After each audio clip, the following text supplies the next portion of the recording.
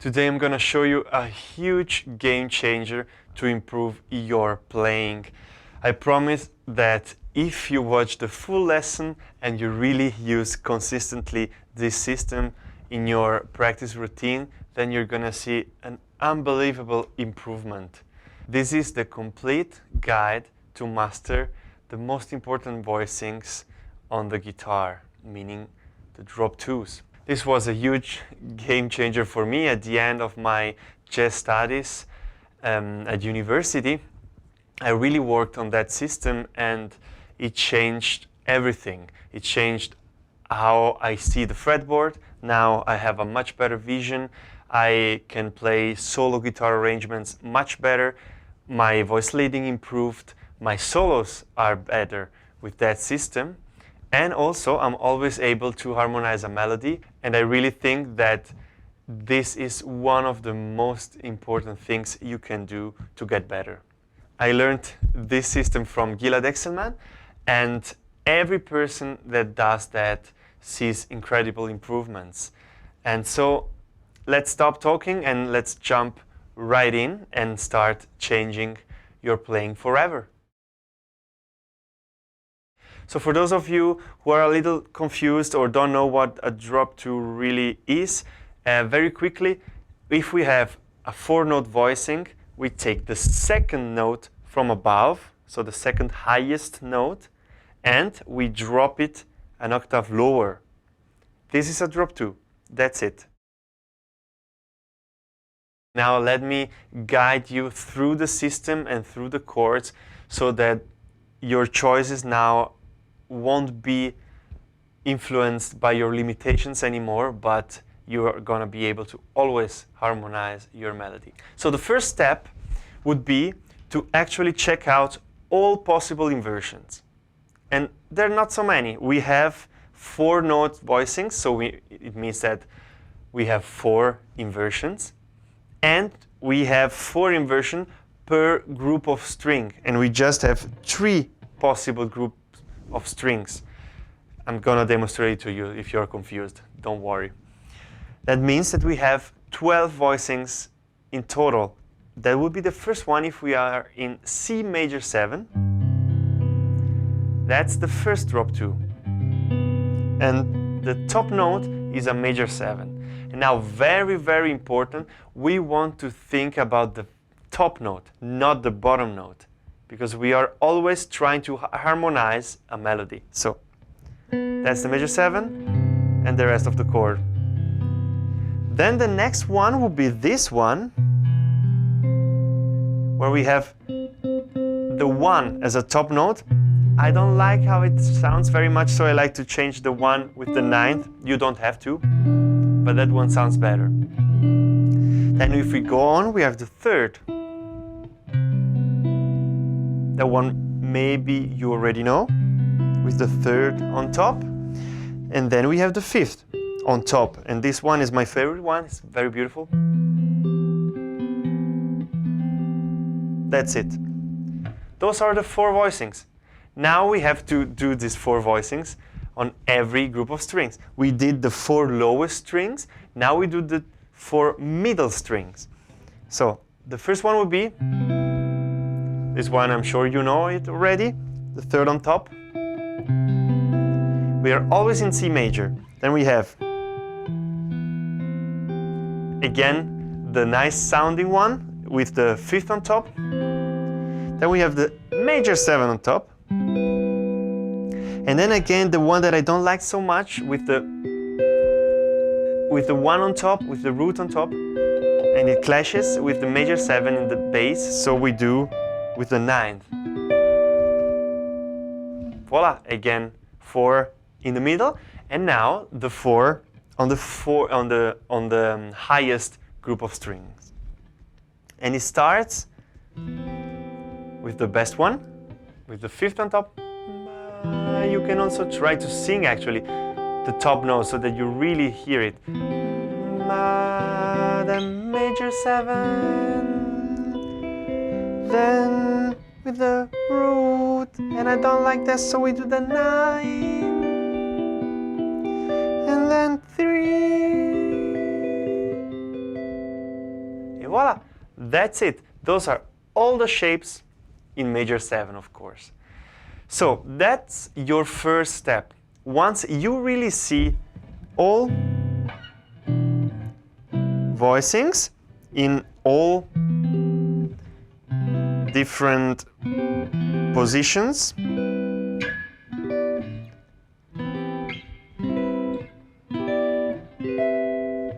then we can start doing the same thing for every key.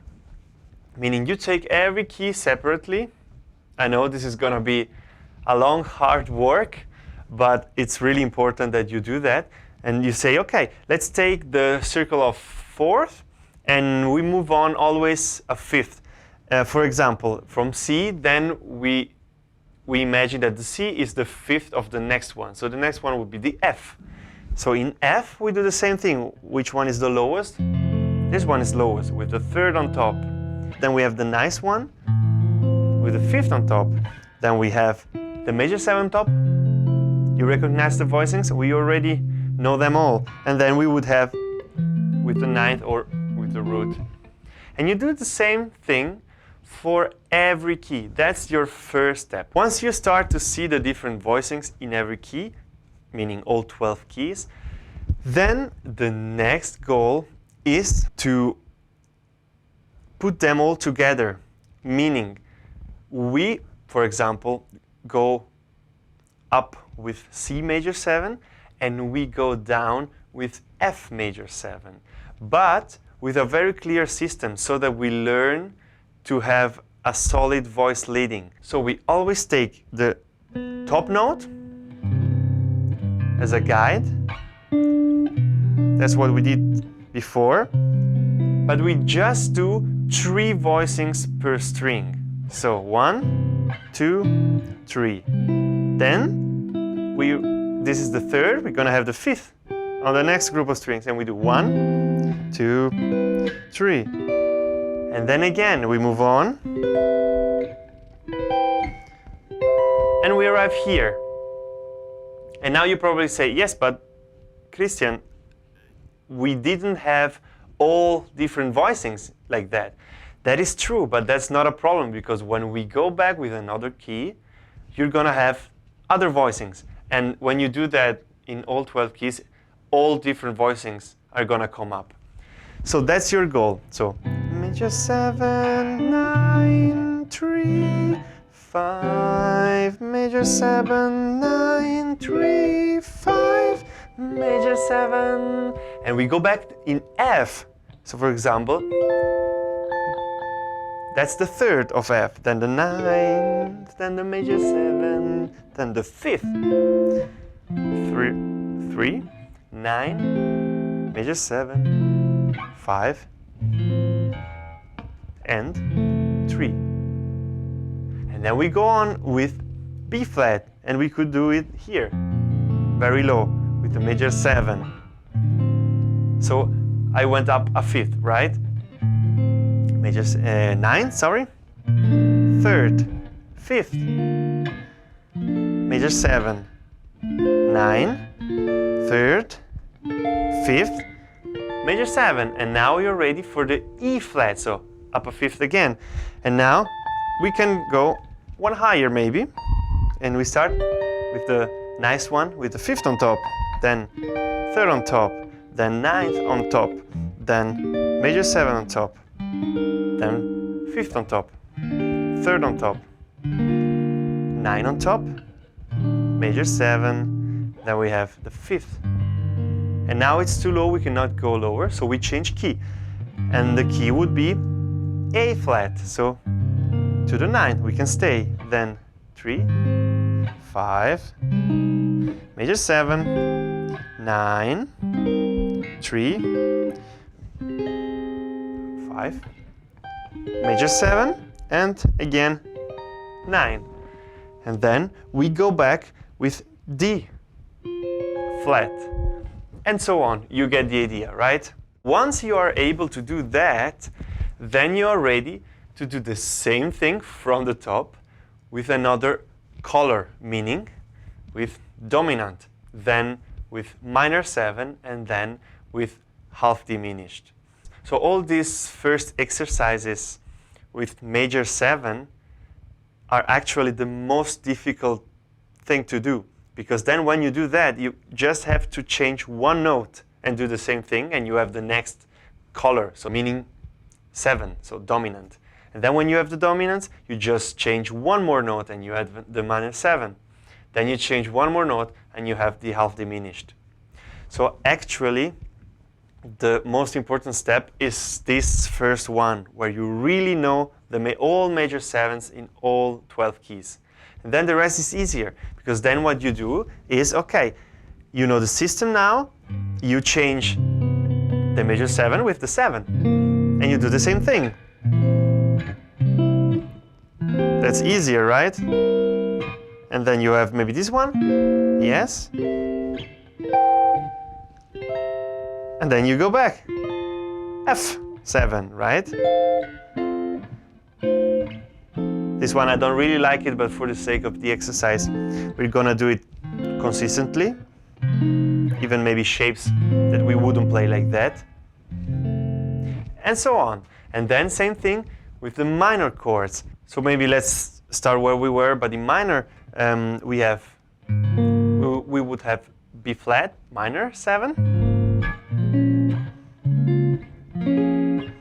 See, root on top, third on top, fifth on top, minor 7 on top, and we go on with E flat minor. 7 on top, fifth on top, minor third on top, then root on top, minor 7 on top, and fifth on top, and so on. And you do the same thing for the minor, and then the last one would be to modify the fifth and to make it flat, and so we would have all the half diminished chords. Meaning, for example, we were at E flat, so let's start with the next one would have been A flat, but now we do it half diminished. So A flat half diminished, right? And of course, half diminished is the same as a minor 6 chord. So you're gonna see maybe a couple of shapes that you can recognize.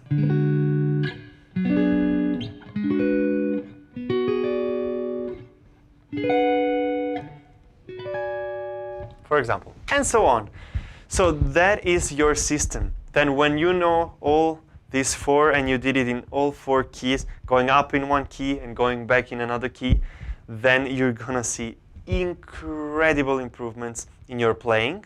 So now you're ready to make music with it. And this is actually the most important step, step number 6.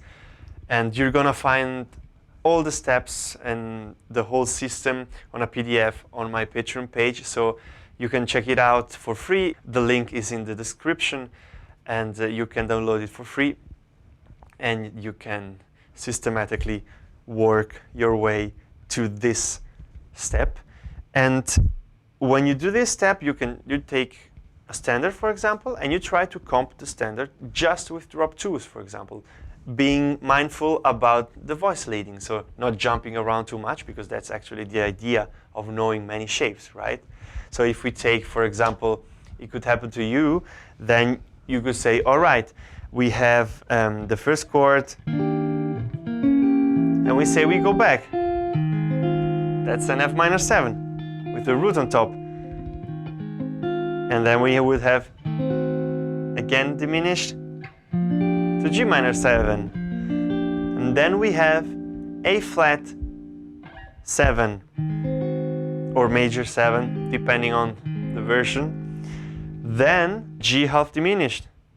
And if you know all the voicings, you're gonna see this or this. And then a 5 for the C, could be this, to go to F minor 7, to go to A flat minor 6, to go to E flat major 7. And then another thing you can do is to try to take a melody and harmonize it with drop 2s. And so For example, let's take all the things you are that you probably know, and you start, for example, here. Drop 2, right? Drop 2. Then we can do, that's a pity, but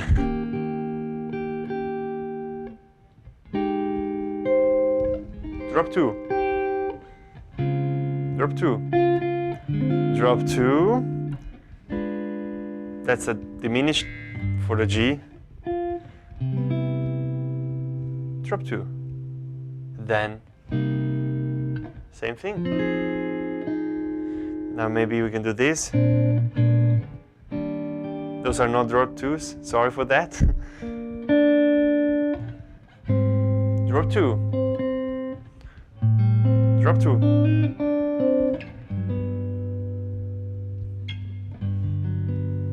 And then you have drop 2.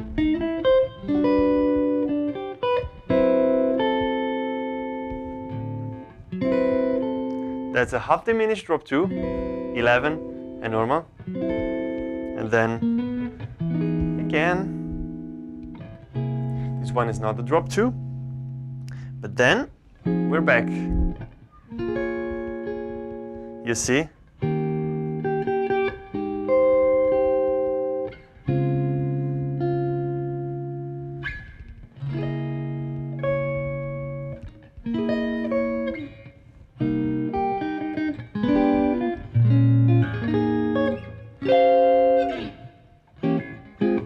So we almost had just drop 2s. So try to do that and let me know how it affects your playing. I have some musicians, friends, and also some students that really started to consistently practice this, and they are so grateful that I showed them this system. So if you're really serious about getting better and improve your playing, this was a very important overview over drop 2s, but you should definitely hit the link in the description and go to my Patreon channel, because there you're gonna be able to ask questions, you're gonna be able to watch more lessons that you cannot find on YouTube. They are more in depth in higher level topics, and you can even work one-to-one with me with private lessons on Zoom twice a month. So if you want to save time, if you want to avoid too much effort, and you want to gain praise by your family and friends